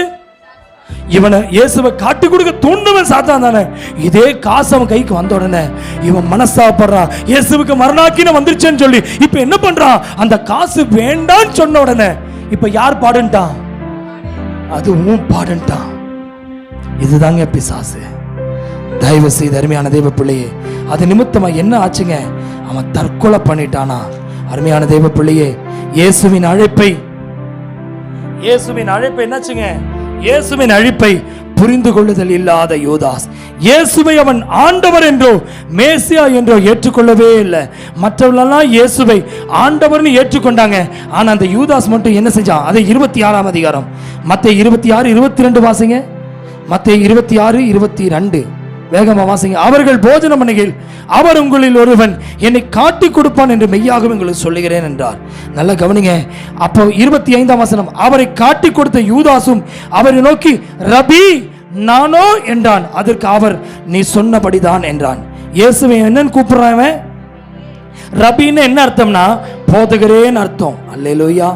நல்ல கவனிங்க. 26 மத்தேயு 26:25 அவன் என்ன சொல்றான்? ரபி என்கிறான். ஆண்டவர் மற்ற சீடர்கள் ஆண்டவரே நானோ என்று கேட்கும் பொழுது இவன் என்ன சொல்றான்? ரபி. என்னங்க ரபினா போதகரே. இது 26:49 பாருங்களேன். உடனே அவன் இயேசுவை காட்டி கொடுத்த உடனே இயேசுவை என்னன்னு சொல்றான்? உடனே அவன் இயேசுவிடத்தில் வந்து ரபி வாழ்க என்று சொல்லி அவரை முத்தம் செய்தான். 50ஆம் வசனம் இயேசு என்ன சொல்றாரு? இயேசு அவனை நோக்கி சிநேகிதனே என்னத்திற்காக வந்தாய்? அப்பொழுது அவர்கள் கிட்ட வந்து இயேசுவின் மேல் கை போட்டு அவரை பிடித்தார்கள். நன்றி கவனிங்க. இயேசுவை அவன் ஆண்டவராகவே ஏற்றுக்கொள்ளல. இவ்வளவு அற்புதம் பார்த்தும் இயேசுவை ஆண்டவர் என்று ஏற்றுக்கொள்ளவில்லை. இயேசுவுக்காக ஊழியம் செய்யவே இல்லைங்க. ஆகையினால் தான் யூதாஸ் மனம் திரும்பி இருக்க வாய்ப்பு உண்டு. அதனால தான் யோவான் 6ஆம் அதிகாரம் 70வது வசனத்தை பாருங்க. யோவான் 6:70 வேகமாயிடுங்க. 6ஆம் அதிகாரம் 70ஆம் வசனம் என்ன போட்டிருக்குமா? இயேசு அவர்களை நோக்கி 12 உங்களை நான் தெரிந்து கொள்ளவில்லையா? உங்களுக்குள்ளும் ஒருவன் எப்படி இருக்கிறான்? பிசாசா இருக்கிறான். இந்த 12 சீஷர்கள்ல இவன் எப்படி இருக்கிறாங்க? பிசாசா இருக்கிறான். ஆமீன். காசுக்காக துணிகரமாய் இவன் இயேசுவை என்ன செஞ்சிட்டான்? காட்டி கொடுத்தான். அதனால்தான் சங்கீதக்காரனாகிய தாவீது 41ஆம் சங்கீதம் தீர்க்க தரிசனமா இயேசுனுடைய மரணத்தை குறித்து எழுதியிருக்கார் பாருங்க. சங்கீதம் 41:9 வசனம் போட்டிருக்கு. என் பிராண சிநேகிதனும் நான் நம்பினவனும் என் அப்பம் புசித்தவனுமாகிய மனுஷனின் மேல் என்ன செய்தான்? தன் குதிகாலை தூக்கினான். அல்லேலூயா.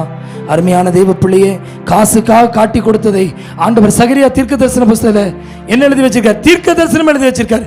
சகரியா எடுத்துக்கிறீங்களா? சகரியா தீர்க்க தரிசன புஸ்தகம் வேகமாயிடுங்க. 11ஆம் அதிகாரத்தை திருப்பிக் கொள்ளலாம். 12ஆம் வசனம் முதல் பாருங்க.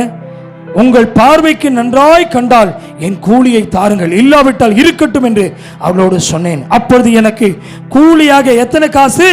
30 வெள்ளிக்காசை நிறுத்தார்கள். கர்த்தர் என்னை நோக்கி அதை குயவனிடத்தில் எரிந்துவிடு என்றார். இதுவே நான் அவர்களால் மதிக்கப்பட்ட மேன்மையான மதிப்பு.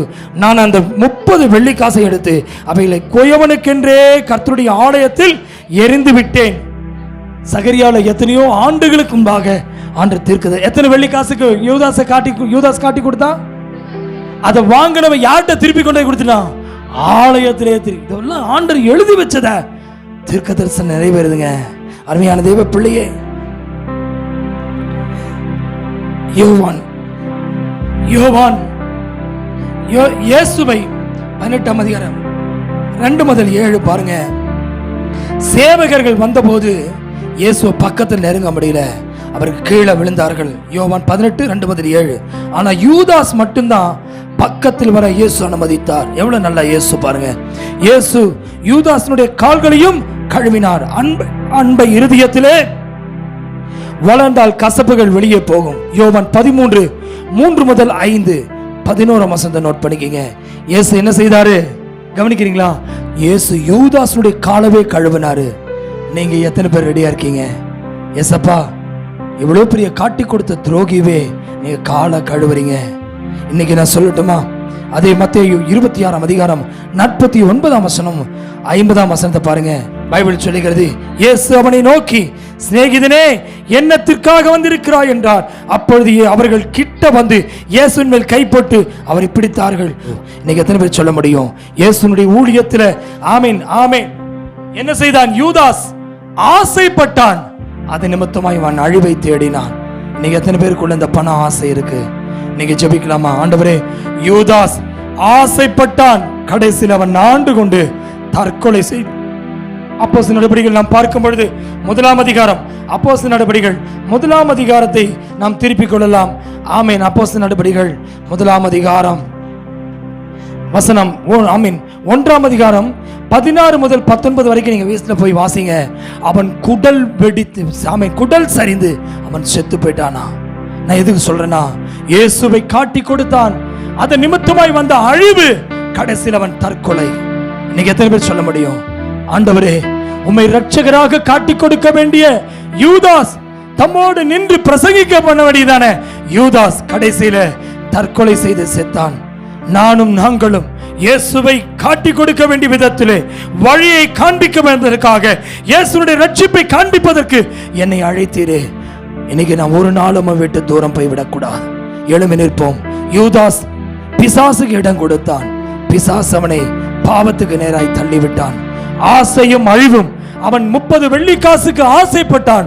அதனுடைய முடிவோ அழிவை தேடிக்கொண்டான். இன்னைக்கு நீங்க சொல்ல முடியுமா? ஆண்டவரே, எங்களுக்கு உலக ஆசை வேண்டாம், பண ஆசை வேண்டாம், பேர் ஆசை வேண்டாம், எங்களுக்கு அழிவு வேண்டாம். அந்த நித்திய ஜீவனை யூதாஸ் இழந்ததை போல நான் இழந்து விடாதபடிக்கு எங்களை நீ பாதுகாத்துக் கொள்ளும் என்று நாமே ஒப்பு கொடுப்போம். இன்னைக்கு நாமே ஒப்பு கொடுக்கலாமா? கண்களை மூடிக்கொள்ளலாம், ஜெபம் செய்வோம். யூதாஸ் ஆமீன் இயேசுவுடைய சீடன், இயேசுவுடைய அப்போஸ்தலன். ஆனா அவருடைய முடிவு பாருங்க. தயவு செய்து கண்ணை மூடிக்குங்க, நீங்க ஜெபிங்க. ஆண்டவரே, எங்க வாழ்க்கையில் நாங்கள் யூதாஸ் காரியத்தை போன்ற உம்மை விட்டு தூரம் போய் விடாதபடிக்கு, அப்பம் புசித்தவனும் சிநேகிதனாயிருந்தான், அப்பம் புசித்தவனும் ஆண்டவருக்கு விரோதமாய் குதிங்காலை தூக்கினான். இன்னைக்கு நீங்களும் நானும் ஆண்டவருக்கு முன்பாக நம்மை ஒப்பு கொடுப்போம். அந்த வெள்ளி காசை வாங்கினவன் தன் கையில் அவன் வைத்துக் கொள்ளவில்லை, ஆலயத்தில் தூக்கி எறிந்தான். தயவு செய்து ஆண்டவருக்கு வேண்டாத ஒரு பணம் நமக்கு வேண்டாம். இன்னைக்கு அதை தூக்கி எறிந்து விடுவோம். இயேசு நமக்கு போதும் என்று சொல்லுவோம். பரலோகம் செல்லலாம். இயேசு வரும்பொழுது இந்த காசல்ல பரலோகத்துக்கு செல்லுவதற்கு அவருடைய அழைப்பு, அந்த பிதாவுடைய ராஜ்யத்தை சந்திப்பதற்கு எத்தனை பேர் ஆயத்தமா இருப்பீங்க? நாமே ஒப்பு கொடுப்போம். கர்த்தர் இந்த வார்த்தை மூலமாய் ஆசீர்வதிப்பாராக. ஆமென். அல்லேலூயா. ஸ்தோத்திரம் ஸ்தோத்திரம். எங்கள் நல்ல ஆண்டவரே, இந்த ஆசீர்வதிக்கப்பட்டதான கர்த்தாவே, இந்த நாளுக்காய் ஜெபிக்கிறேன்ப்பா. கேட்ட வார்த்தையின்படியே உம்முடைய கரத்தில் அர்ப்பணிக்கிறேன் அப்பா. நாங்களும் கர்த்தாவே எங்கள் வாழ்க்கையில் ஆசை இருக்கக்கூடாது சப்பா. அல்லேலூயா. கர்த்தாவே, யூதாசை போல நாங்கள் இராதபடி கர்த்தாவே, நீர் அழைத்த அழைப்புக்கு பாத்திரவான்களாய் நடக்க கர்த்தர் எங்களுக்கு உதவி செய்யுங்க சப்பா. நீர் அழைத்தது கர்த்தாவே சப்பா, உம்மோடு கூட இருக்கவும், உம்முடைய நாமத்தை பிரசங்கம் பண்ணவும், வியாதிஸ்தரை சுகமாக்கவும், பிசாசை துரத்தவும் நீர் எங்களை அழைத்திருக்கிற நன்றி ஆண்டவரே. பரலோக ராஜ்யத்துக்கு குறித்து பிரசங்கம் பண்ண கர்த்தர் எங்களை அழைத்ததுக்காய் நன்றி ஆண்டவரே. இசப்பா, அந்த அழைப்புக்கு கர்த்தாவே நாங்கள் பாத்திரவான்களை நடக்க கர்த்தர் எங்களுக்கு உதவி செய்யுங்க சப்பா. அல்லேலூயா. இந்த நாட்களில் கர்த்தாவே எங்களுக்கு கொடுத்திருக்கிறதான பிதாவின் சித்தத்தை நிறைவேற்றுகிற பிள்ளைகளாய் நாங்கள் ஒவ்வொருவரும் காணப்பட கர்த்தர் உதவி செய்யுங்க அப்பா. ஸ்தோத்திரம். யூதாசை போல உமக்கு துரோகம் பண்ணுகிறவர்களாய் அல்ல ஆண்டவரே. அல்லேலூயா. ஸ்தோத்திரம் கர்த்தாவே. அல்லேலூயா. கர்த்தாவே, உம்மை காட்டி கொடுக்கிறவராய் அல்ல ஆண்டவரே. பிசாசானவன் எங்களுக்குள் வராதபடி, பிசாசின் காரியங்களை நாங்கள் செய்யாதபடி அப்பா ஸ்தோத்திரம் கர்த்தாவே. நாங்களா கர்த்தாவே இயேசுவின் சித்தத்தின்படி வாழ்ந்து இயேசப்பா உம்முடைய ராஜ்யத்துக்குள் காணப்பட எங்களோ ஒருவரை தகுதிப்படுத்துங்க ஆண்டவரே. உம்முடைய கரத்தில் எல்லாவரையும் அர்ப்பணிக்கிறேன். வந்த சிறு பிள்ளைகள் முதல் பெரியவர் வரை அனைவரையும் ஆசீர்வதியும் கர்த்தர் கரத்தில் அர்ப்பணிக்கிறேன். ஜெபத்தை கேட்டதுக்காய் நன்றி. இயேசுவின் நாமத்தில் ஜெபங்கள் நல்ல பிதாவே. Hallelujah. God bless you.